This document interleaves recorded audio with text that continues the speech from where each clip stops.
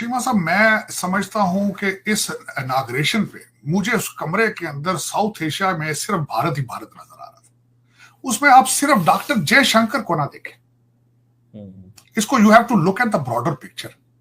जो की चेयर्स थी उनके ऊपर साउथ एशिया से कौन कौन लोग बैठे। सुंदर पिचाई थे पीछे, विवेक रामास्वामी थे, पहली लाइन के अंदर उषा थी, जेडी वाइस की वाइफ, और उसके बाद आप हमारी हरमीत ढिल्लों हैं, और उसके बाद ये तो पीछे बैठे थे बड़ी वैल्यूएबल सीट, सामने पहली सीट के ऊपर जयशंकर बैठे। अमेरिका में डोनाल्ड ट्रंप की ओथ टेकिंग सेरेमनी हुई, आपको पता ही होगा। पाकिस्तान से भी मिनिस्टर्स गए? नहीं, कोई नहीं गए। उनको तो बाहर, उनको 3 मील उन्होंने अंदर आने नहीं दिया। ये देखें, मैंने अब ये भी बंदा मैं लाया हूँ। हम कहाँ थे, हम कहाँ हैं, हम किन गलियों में घूम रहे हैं, हमारे बच्चे उस वक्त क्या कर रहे थे, कल क्या किया है उन्होंने। पाकिस्तानियों को ये बताया गया था, ये कहा गया था कि अगर डोनाल्ड ट्रंप की गवर्नमेंट आई तो अमेरिका और पाकिस्तान के ताल्लुकात में बेहतरी आएगी, लेकिन यहाँ तो इंडिया और अमेरिका के ताल्लुकात मजीद मजबूत होते हुए दिखाई दे रहे हैं। टेक्नोक्रेट्स लाना यहाँ वर्कर नहीं आते, वर्कर आपके जाते हैं मिडल ईस्ट दुबई में ईंटें उठाने के लिए, डंकियां लगाने वाले। Mobility of the people, technocrat यहां लाएंगे और अमेरिका आज भी हैंडीकैप है उनके सामने, मजीद डिपेंडेंट हो जाएगा। उनका मतलब मोबिलिटी ऑफ पीपल से ये था। खाली 2% बिलावल भुट्टो और ये पाकिस्तान के टैक्स के पैसों से गए हैं। अच्छा। उन्होंने फिर अंदर भी नहीं आने अच्छा, एक बात मैं हमेशा हर प्रोग्राम में कहता हूं, 3 करोड़ बच्चा स्कूल नहीं जा रहा, 1 करोड़ डंकी लगाएगा। 1 करोड़ डंकी लगाए। और मेरे जैसे नादान उन डंकियों वालों के अंदर काश पटेल ढूंढ रहे हैं, विवेक रामास्वामी ढूंढ रहे हैं। वाह वाह वाह वाह वाह वाह। हाँ जी। उनके फॉरेन मिनिस्टर डॉक्टर जयशंकर गए और फ्रंट रो में बैठे हैं। उधर डेमोक्रेसी है, हाँ। इधर सिर्फ बूट पॉलिसी है। ताड़ साहब, आज तकरीबन तीसरा दिन है अमेरिकन सदर डोनाल्ड ट्रंप को, और उन्होंने एक तो डेवोस में खिताब किया और बड़ी बातें की हैं कि आए हमारे पास आके इन्वेस्ट करें, बड़े फायदे होंगे, अगर हमें चीजें बेचेंगे तो टैरिफ लगेंगे, इस तरह की भी उन्होंने बातें की हैं। और दूसरा ताड़ साहब, हमारे साउथ एशिया के लिए जो इंपॉर्टेंट खबर है वो ये है कि डॉक्टर जयशंकर की मार्को रूबियो और national security adviser Mike Waltz से मुलाकात हुई है। ये तकरीबन 1 महीने में दूसरी मुलाकात है माइक वॉल्ट्ज के साथ, नेशनल सिक्योरिटी एडवाइजर के साथ, और जयशंकर की जो मार्को रूबियो के साथ मुलाकात है। ताड़ साहब, आप कैसे देखते हैं अमेरिकन की जो बॉडी लैंग्वेज है, ये जो नई एडमिनिस्ट्रेशन आई है, इंडिया के साथ बड़े कोजी नजर आ रहे हैं, बड़ा माहौल बना है। What is your reading sir? Cheema साहब, मैं समझता हूं कि इस इनाग्रेशन पे मुझे उस कमरे के अंदर साउथ एशिया में सिर्फ भारत ही भारत नजर आ रहा था। उसमें आप सिर्फ डॉक्टर जयशंकर को ना देखें, इसको you have to look at the broader picture. जो की चेयर्स थी उनके ऊपर साउथ एशिया से कौन कौन लोग बैठे। सुंदर पिचाई थे पीछे, विवेक रामास्वामी थे, पहली लाइन के अंदर उषा थी, जेडी वाइस की वाइफ, और उसके बाद आप हमारी हरमीत ढिल्लों हैं, और उसके बाद ये तो पीछे बैठे थे बड़ी वैल्यूएबल सीट, सामने पहली सीट के ऊपर जयशंकर बैठे। उस कमरे के अंदर हर सीट जो थी उसकी वैल्यू थी, उसके पीछे पावर थी, उसके पीछे डिप्लोमेसी थी। चीमा साहब, आपको मैं अर्ज करना चाहूंगा कि 3 कमरों के अंदर डिग्निटरीज को बिठाया गया था यहां पे, और डोनाल्ड ट्रंप साहब सिर्फ 2 कमरों में गए, एक इस कमरे में जहां ओथ लिया, और साथ के कमरे में जहां अमेरिका के गवर्नर बैठे थे 5 मिनट के लिए वहां पे रुके। बल्कि अपने दुख और सितम का भी मैं वो भी रोना रोऊंगा 1 सेकंड के लिए कि हम कहां थे, हम कहां हैं, हम किन गलियों में घूम रहे हैं, हमारे बच्चे उस वक्त क्या कर रहे थे, कल क्या किया है उन्होंने, और हमारे इश्यूज क्या है। मैं ये भी रोना चाहूंगा आपके सामने, जो कि मेरे दुखों के अंदर एक दुख शामिल।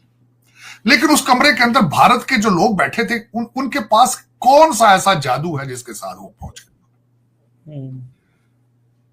डॉक्टर जयशंकर फॉरेन ऑफिस के अंदर उन्होंने ज्वाइन किया 1977 में। 48 साल का तजर्बा जेब में डाल के फिर रहे, किताबें लिख चुके हैं।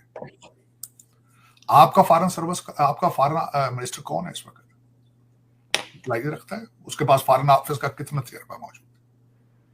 क्या वो डिप्लोमेट है? क्या वो अपने क्रेडेंशियल्स के साथ इस कमरे में बैठने की सलाहियत रखता है? ये आपके लिए और 23 करोड़ लोगों के लिए सवाल है।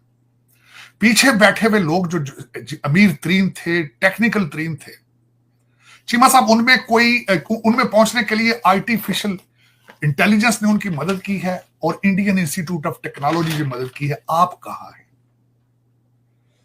आप कहां हैं? इंग्लिश से नाराज, इंग्लिश पढ़ने से काफर हो जाते मौलवियों की ये स्टेटमेंटें थी। आप आज भी वहीं खड़े हैं। 100 साल का गैप है चीमा साहब आपका भारत से, अलोन, दूसरी दुनिया से नहीं कहूंगा। और जिस स्पीड से आप नीचे जा रहे हैं उसमें आप अमेरिका से, आप स्टोन एज में जा रहे हैं। उसकी वजह मैं वो भी वजह बताना चाहूंगा, स्टोन एज में क्यों आप जा रहे हैं आज। चीमा साहब, दुनिया के अंदर आर्टिफिशियल इंटेलिजेंस से अगले स्टेज पर रिसर्च जा चुकी है जिसको कहा जाता है ASI और AGI। ये आर्टिफिशियल इंटेलिजेंस की अगली डिग्रीज है। और आपका लौंडा लपाड़ा आवारा सारा दिन गंदे ट्वीट, गंदे यूट्यूब, गंदी जहनियत से नहीं बाहर आ रहे।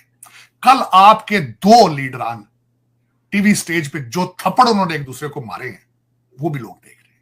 6 सेक्रेटरीज को मिले हैं डॉक्टर जयशंकर। यहां पे आपने तो NSA की बात की, 6 सेक्रेटरीज ऑफ द कैबिनेट को मिलकर गए।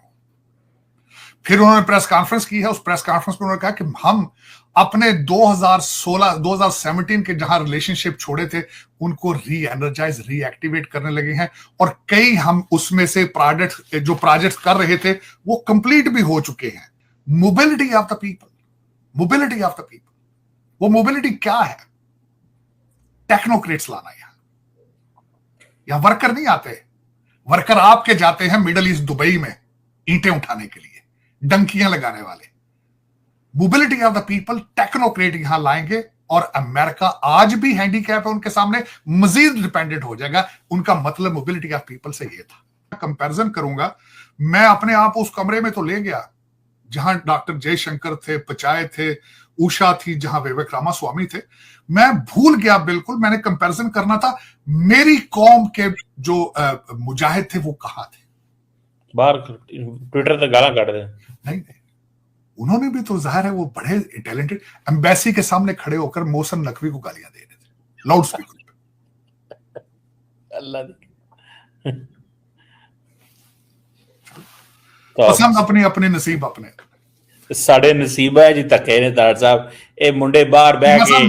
नहीं, मैं एक बात मैं हमेशा हर प्रोग्राम में कहता हूं, 3 करोड़ बच्चा स्कूल नहीं जा रहा, 1 करोड़ डंकी लगाएगा।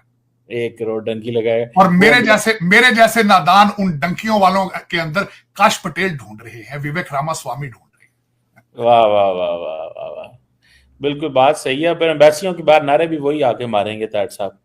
अल्लाह खैर करे तार साहब, देखते हैं क्या होता है। पाकिस्तान दुनिया की बेहतरीन आर्मी है। अच्छा, चले ठीक है। बेहतरीन तैयारे पाकिस्तान के पास, पाकिस्तान के पास असला, पाकिस्तान इकोनॉमी की बात करें जिसपे चलता है कंट्री। पाकिस्तान की इकोनॉमी मजबूत है, कोई कमी नहीं है किसी भी किस्म। आप ये बात सुन के ना यकीन माने, आप मुझे कहते हैं ना कि भाई एयरफोर्स देख ले। अच्छा, उनके पास 2 MiG-21 जैसे खटारा तैयारे पड़े हैं। अच्छा, ठीक है। उनके असला जितनी कमीशनें उनके इंडियन के जो हुक्मरानों ने लेके अपना असला खरीदा, जो 3rd क्लास। मेरी बात सुने, मुझे भी मौका दे, जवाब देने का मौका दे। आपने बोला कि पाकिस्तान की इकोनॉमी बड़ी बेहतरीन है, आपने ये बात की। देखें, कहा यह जाता है कि मैं पाकिस्तान को डिग्रेड करता हूँ, मेरे पे ये एलिगेशन लगाया जाता है। लेकिन बिलीव मी, अगर कोई एजुकेटेड कोई भी इंटरनेशनल लेवल से कोई बंदा देख रहा होगा ना, वो हंसेगा इस बात पे कि आप कह रहे हैं कि पाकिस्तान की इकोनॉमी ठीक है और इमेज आप खराब कर रहे हैं। ये कहते हैं जी कि पाकिस्तान हर दफा कर्जा लेता है। नहीं लेता तो आप कहते नहीं लेता। हम बता लेते हैं। अच्छा। पाकिस्तान लोगों से कहता है कि कर्जा दो। इधर जो गुंडा बदमाश होता है वो आके कहता है भाई दुकान से चीज ले जाता है, उधार ले जाता है। ठीक है, तो ये अच्छी बात है, बदला लेना अच्छी बात है। भाईजान हम मेरी बात सुने, आप कह रहे हैं कि डॉन है हम पाकिस्तान डॉन है। और मैं ये आपने अभी कहा है ना कि अमेरिका को आप पाकिस्तान का इमेज खराब कर रहे हैं। अगर आप समझे तो 1 मिनट, अमेरिका में इंडिया को डॉन पॉजिटिव चीज है, नेगेटिव चीज है। मेरी बात सुने, मुसलमानों के पॉजिटिव चीज है या नेगेटिव लेना जुजिया